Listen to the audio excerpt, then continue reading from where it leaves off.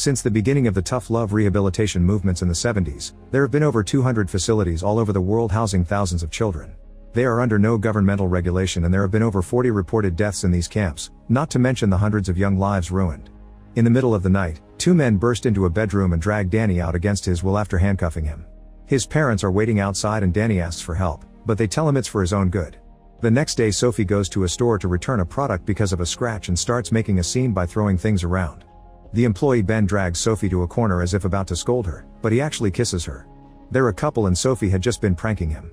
Meanwhile at a club, Jack keeps consuming happy powder and walking on the ceiling beams without a care. However, it gets serious when he realizes he's bleeding. When Sophie goes home, she finds her mother Marianne and her stepfather Carl entertaining very important guests.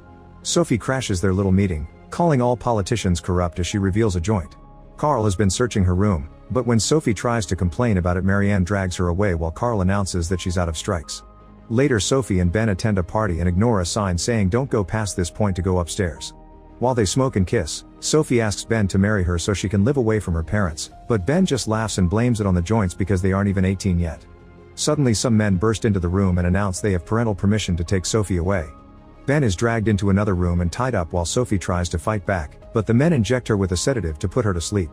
Afterward Ben goes to Sophie's house to demand an explanation, but Carl says that Sophie is away where no one can see her for a year. Marianne claims that Sophie was destroying the family and Carl threatens to call the police if Ben doesn't leave. The next morning Sophie wakes up in a boat with Danny and Jack. While Jack pukes into the ocean, Sophie asks questions that the men won't answer, so Danny tells her they're being taken to Fiji. Eventually they make it to the island and the men push the teens through the woods until they make it to a behavioral rehabilitation boot camp. They're welcomed by the chief of security Logan and his coordinator team, who puts a sensor on their ankles. If anyone tries to leave the camp perimeter, the sensors will warn security.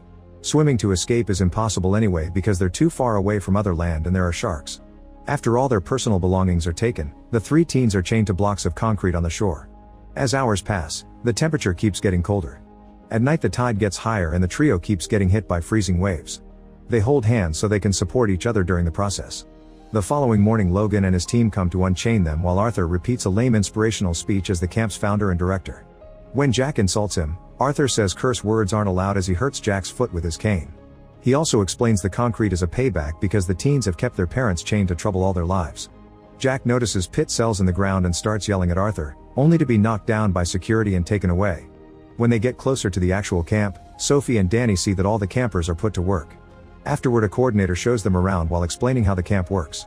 Everyone starts as a black shirt, but they can progress into yellow and later to white like her, who will be going home in 2 months. A white shirt that shows their growth is the only way to leave. While the men give Jack a haircut, Sophie gets her uniform from Trina. Next Arthur's sister Rhonda gives Sophie a very invasive body cavity search in case she's hiding any substances.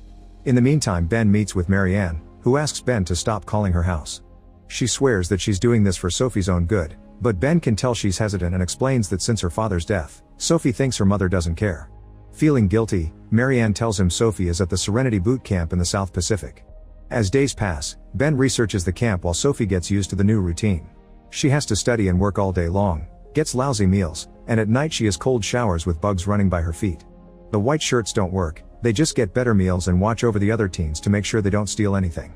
When a teen misbehaves, they're put in the pit cells in the ground. One day, all the campers sit in a circle inside a tent. Trina is put in the middle with a small microphone on her shirt. Arthur tells everyone to clap in support then asks Trina why she's here.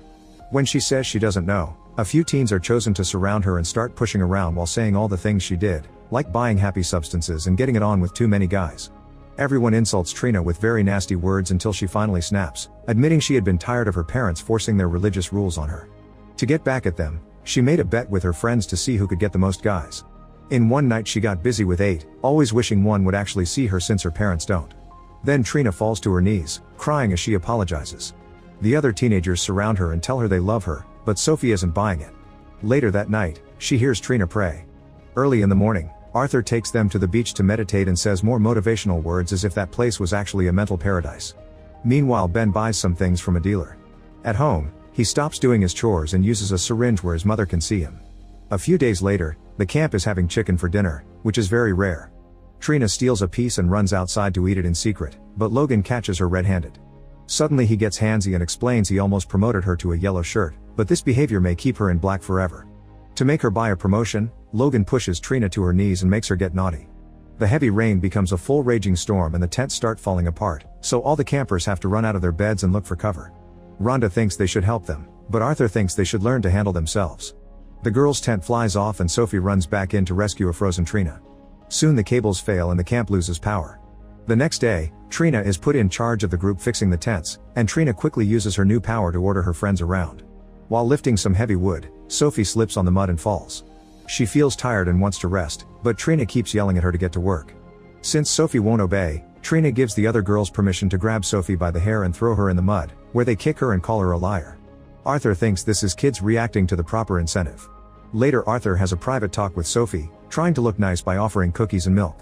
He keeps trying to make Sophie snap by poking at her relationship with her parents, but Sophie doesn't fall for it and throws the cookie away. Meanwhile Ben also arrives at the camp. After a medical examination, he's taken to the boys' tent and Jack starts insulting him, but the group is called to dinner before the situation can escalate. During dinner, Ben sits in front of Sophie, who can't believe what she's seeing. She immediately walks off the table and Ben follows her.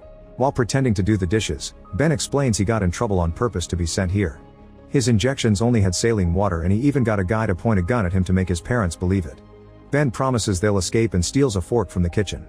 The next day, Logan takes all the boys for a run around the island and when they make it to the shore, he makes them swim. The waves are strong and Danny can't swim well, so he barely survives the experience. Later after meditation, Arthur announces that Trina gets her yellow shirt. Afterward Ben hides in the bathroom and starts messing with the sensor using the fork, but unfortunately a coordinator pounds on the door and tells him to get going. It's been a month since Sophie's arrival and tonight it's her turn to be in the center of the circle. Since she refuses to talk, 4 teens are quickly called to the middle and they throw Sophie around while insulting her and calling her a liar. This makes her remember how her parents also threw her around after she crashed the party. Eventually Sophie falls to the floor and the abuse finally makes her crack. It's revealed that during the party she pretended to apologize for her behavior before saying that Carl went to her room every night. In tears, Sophie admits that she lied and apologizes. Afterward Sophie sees Trina following Logan into a private spot, but before she can investigate, Ben covers her mouth and takes her to the bushes to tell her he's got a plan to escape. However, Sophie is finally brainwashed and tells him this is where they belong because of their bad behavior, then she leaves. The next day, Rhonda tells the teens to write a letter pretending to be their parents saying what they'd love to hear. Meanwhile the boys are playing sports on the beach and Ben accidentally falls past the camp perimeter, activating the sensors. The coordinators immediately turn them off but Ben gets a better idea of how they work. When the game continues, Ben is aggressively thrown to the ground, so Ben retaliates with a knee to the groin. In the evening, Arthur announces that a boy who has been there 2 years finally gets to leave the camp. He used to be one of the worst cases, so Arthur will take him to his seminar in Los Angeles as an example. After hearing the words 2 years, Sophie changes her mind and tells Ben they should use his plan while Arthur is away. Afterward Rhonda reads all the letters to Arthur and finds Sophie's words as her dead father very sweet. Arthur is shaken for a second, but then claims Sophie is writing like that to manipulate him. Rhonda wishes Arthur wouldn't leave the island because she's afraid of possible legal trouble, revealing that campers have died in the past. The next day, Ben messes with the sensor some more and finally finds a way to turn it on and off at will. Late at night after Arthur leaves, Ben sneaks into the girls' tent and makes Sophie follow him out. They run to the perimeter and Ben turns off Sophie's sensor before crossing. The alarm doesn't activate, so they go to Arthur's office and sneak past a sleeping Rhonda to get their personal belongings back. On their way out, Sophie accidentally kicks a bottle of alcohol, but Rhonda is too drunk to wake up. Afterward they run through the woods and get to the beach from the beginning, where they get in a boat to escape. Meanwhile in Los Angeles, Arthur is having his seminar, promoting the camp by showing clips that only show the nice parts like the meditation and taking care of the plants. Ben's parents are there and blame Sophie for his son's sudden change in behavior. Getting suspicious, Arthur sends a text to warn Logan. Back to Sophie and Ben, they start having trouble with the boat, which can't stay afloat on the heavy waves. The boat is overturned and the couple has to swim to the nearest beach. Luckily this is the island Ben had been trying to reach, which it has a resort for them to stay in. Ben had already sent an envelope in advance with money and documents for their plan. For the next few hours, the couple enjoys their freedom and gets dirty together. Unfortunately their happiness is interrupted by Logan and his men, who punch Ben before dragging him and Sophie back into their boat. When they return to the camp, both teens are put in the pit cells while Arthur tells the group nobody will have breakfast or time off for 3 months because they must learn how one person's actions can affect the lives of others. Afterward it's Danny's turn in the circle, but he never breaks and refuses to take responsibility for his parents' paranoia. The others start beating him up with canes yet he still doesn't break. He only explains he made a joke about murders on the internet and his parents believed it. Danny calls Arthur out for believing he's helping the children, so he's knocked down with a punch. Days pass with Ben and Sophie still in the pits, where they have to deal with the burning sun and occasional storms that flood their cells. After 2 weeks, they're finally released. In private, Arthur claims that Ben ruined Sophie's rehabilitation, so he'll be kicked out in 3 days. Until then, Ben must behave or Arthur will make Sophie's life a living hell. Later while they're working, Ben tries being cold to Sophie, but she insists on talking until he shares Arthur's words. That night, Trina is using her mouth as usual until Logan decides he wants more and forces himself on her. Afterward, a crying Trina runs to the showers and Sophie sees her, so she follows to check on her.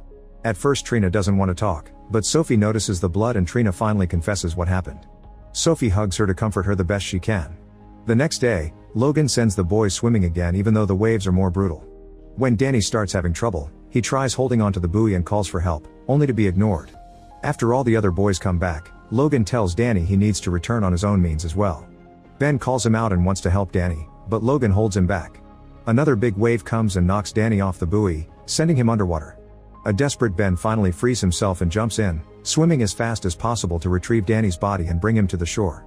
He tries CPR but it's too late, Danny is dead. Ben blames Logan for it, however Ben tells his men that Danny died trying to escape and they take the body to the camp.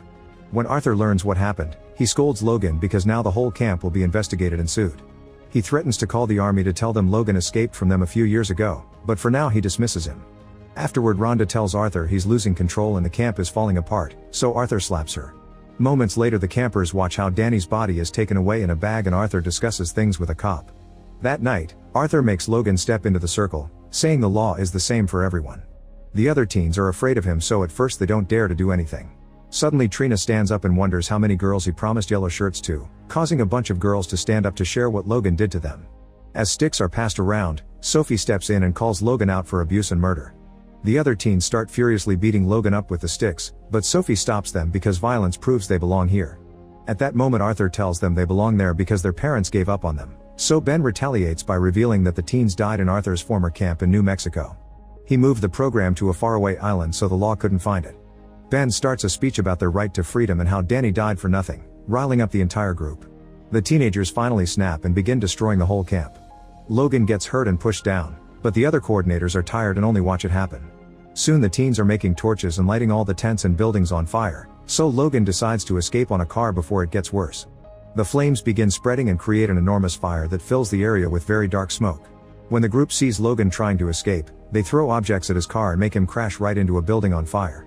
He gets stuck inside and the gas catches on fire too, causing a small explosion that kills him. Next, Ben and Sophie go into the main building, where Arthur brings out a gun. While Arthur monologues, Jack surprises him from behind and starts beating him up.